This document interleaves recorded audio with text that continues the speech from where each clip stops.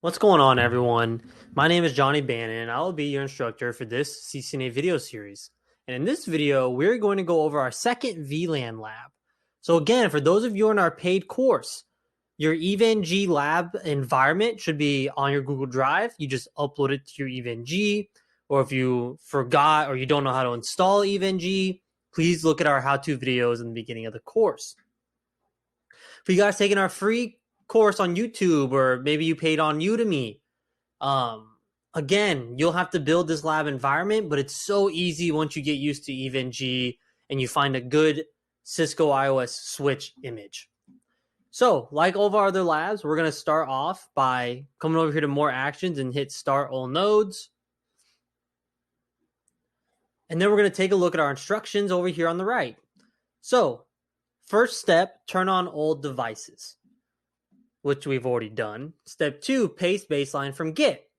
So again, if you're taking our free course, check the YouTube description below, and you should have a link straight to our GitLab. If you're on our paid course, you should have a link directly on your course page that brings you here. I'm going to go into this Cisco IOL switch baseline. I'm going to copy this.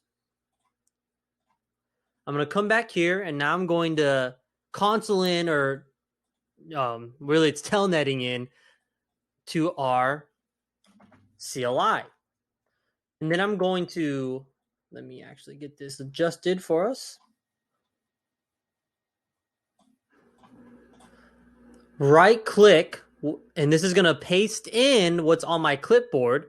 Before I paste it in, I'm just going to adjust this host name here. Hit paste. I'm going to do this on switch 2 as well. Right click, and then adjust the host name. And again, if you're not using secure CRT, I don't believe PuTTY allows you to do this before something gets pasted. So you'll have to adjust the host name, maybe paste the baseline on a notepad, change it, and then go ahead and copy paste. All right. So now that we've done that, let's move on to step 3. Create and name all VLANs in the diagram. So we take a look here. We have VLAN 10, 20, 30, and 40. So we're going to create these VLANs on both our switches. And this is our second video going over VLAN. So we're going to go through this one just a little quicker. What I'm doing here is creating the VLANs from global config mode by getting into the VLAN sub-configuration mode and then giving the correct VLAN ID for what we want in our network and also giving it a correct name. And then once we've done that for all 4 VLANs, we type in exit, and now those VLANs are created and stored in our VLAN database. I'm going to do this on switch 2 as well, and we're just repeating those exact same steps.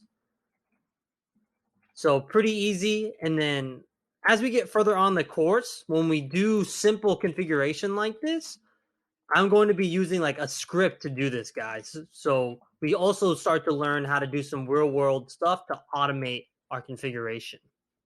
Okay, then step 4, assign all VLANs to the correct switch port.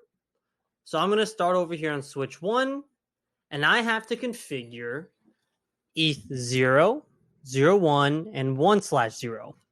So let's go ahead and do that. So we're going to type in interface ETH00, description, VLAN 10 sales, switch port mode access, switch port access VLAN 10, and then we're going to go into ETH01 and do the exact same thing. This is VLAN 20, and I believe this is finance. Yep. So in this lab, we're putting our VLANs into departments, right? So the reason you want to also do this, guys, is for security purposes too. A lot of times, like policy, you want to apply to different departments, maybe role-based. You want to separate those departments into a VLAN on your network so that the policy can follow a subnet. And we'll get into that a little bit later when we get into more security-focused stuff. And then we have ETH1/0. So description, this is going to be VLAN 30 marketing. And we're also going to put a voice VLAN on here, but that doesn't necessarily need to be in our description. So switch port mode access, switch port access VLAN 30, And then our voice VLAN is going to be this command here, switch port voice VLAN 40. All right, awesome. Now I'm going to do that in switch 2 as well. And we're just going to pick up the pace just a little bit. So ETH00 is VLAN 10, ETH01 is VLAN 20, and ETH02 is VLAN 30. So let's go ahead and do it. So interface ETH0/1, excuse me, 00. It's switch port mode access, switch port access VLAN 10, interface ETH0/1, switch port mode access, switch port access VLAN 20. And then lastly, interface 2, Ethernet 2, switch port mode access, and switch port access VLAN 30. Whew. All right. So now let's go back and look at our lab instructions here. Verify VLAN assignment. So we're just going to do this on one of our switches just to, again, get the repetition in our show commands. So the command we're going to use here is do show VLAN brief. And then we see all of our VLAN assignments. So we have verified that those are correct. And now steps 6 and 7, we're going to do some ping tests. So let me go ahead and minimize secure CRT first and go over some of the lab environment with you guys. So as you can see here, a nice thing with EVE-NG is we can have something called exported configs, which essentially means that even when I close this lab, I can always have a startup config configured out of band for any network device, right? So in our how-to videos, I'll show you how to do that when we go over EVE-NG a little deeper, or at the beginning of this course, really. And all these PCs already have IP addresses assigned to them, which is nice because this is a layer 2 lab, and these are the virtual PCs that come standard with EVE-NG. So nowhere in the CCNA exam objectives does it say, hey, you need to know how to configure IP addresses on virtual PCs in EVE-NG. So we kind of do this for you already, specifically talking to our paid course individuals. And these are all /24s as well, just to let you guys know, /24 for all of these. And the default would be .1 if we had a default gateway or device in there. So we can also console into these as well by just clicking on them. So I'm going to use VLAN's 10's endpoints. So you just click and it can also open secure CRT. And then it says try to ping from the same VLAN across switches.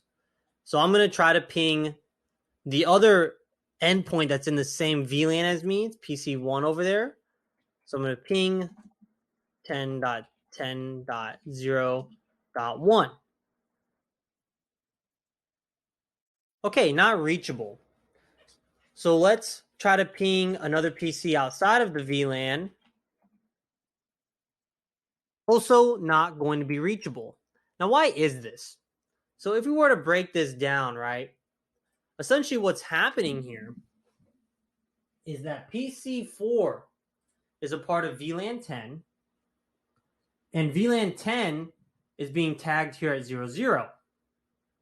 So only traffic tagged to VLAN 10 can come across this link. Now, we're trying to have reachability across here, and that reachability goes across ETH0/3. So how do we allow that encapsulated Ethernet frame with the VLAN ID 10 across this link? Well, we'd have to create a trunk port for that, which we haven't learned yet, and it's not configured. So by default, this interface is in the what VLAN? So let's check that out. So if this was in VLAN 10, that ping would have been successful. But if we check out ETH0/3, I'm going to show you a command here. Show interface ETH0/3 switch port. We can see that it's in VLAN 1. So this command here shows you the switching information for an interface. You can see all of its different modes. And we're going to go over this command a little bit more when we do our trunking videos in lecture. You can see it's in VLAN 1. So when this PC gets tagged with VLAN 10 traffic right here, it's not going to be able to come across this trunk. And then further, when you try to ping different VLANs, they're in completely separate subnetworks. So I tried to ping PC2 down here in a different subnetwork. Well, we don't have a layer 3 device that can do that inter VLAN routing yet because we haven't learned about it and it's not in our lab. So step 6 and step 7 shows us that we're missing a essential piece of the puzzle here to get our different VLANs to communicate that we're going to continue to learn in that video course. So I kind of went over step 8, why it's not working. So now let's perform a capture. And it says perform Wireshark capture from ETH02 on switch 1. And we definitely can if ETH02 was there. So I have to definitely change that. So let's instead just go ahead and perform our Wireshark capture here on 00. And we're going to perform that ping again. And let's go ahead and look at what we got. Okay, let's try to dissect the frame. So I'm going to minimize this for now. I'm going to go back to secure CRT. And I'm going to go back to PC4 and try that ping test again. Let's go back and look at Wireshark. And we can see what this computer is trying to do is trying to find its default gateway to actually send out that ping. So it does something called a ARP resolution, right? But as you can see here, it can't find that default gateway. So it's not going to be able to send any pings. So now let's go ahead and do a Wireshark capture on our trunk port. And we're probably not going to find anything, right? Maybe that broadcast frame gets sent out this way as well from that ARP request. So let's go ahead and check it out.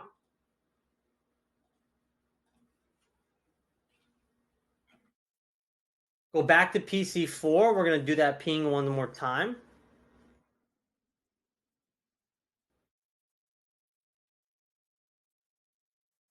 Okay, and you see here that we don't even get that ARP message coming across. So it just goes to show that, hey, that traffic is going to get tagged. And when it's tagged to that VLAN 10, it's not getting sent out any other port. So really, this PC4 is doing that ARP request, and it's only staying on this link because that broadcast MAC address isn't going to go anywhere that isn't a part of VLAN 10, which is right here. Okay, awesome. So now that we performed our Wireshark captures, we kind of learned a little bit more in depth of what's actually happening on the wire. This is going to conclude our VLAN labs. I hope you guys have learned something and stay tuned for our trunking videos. Thank you.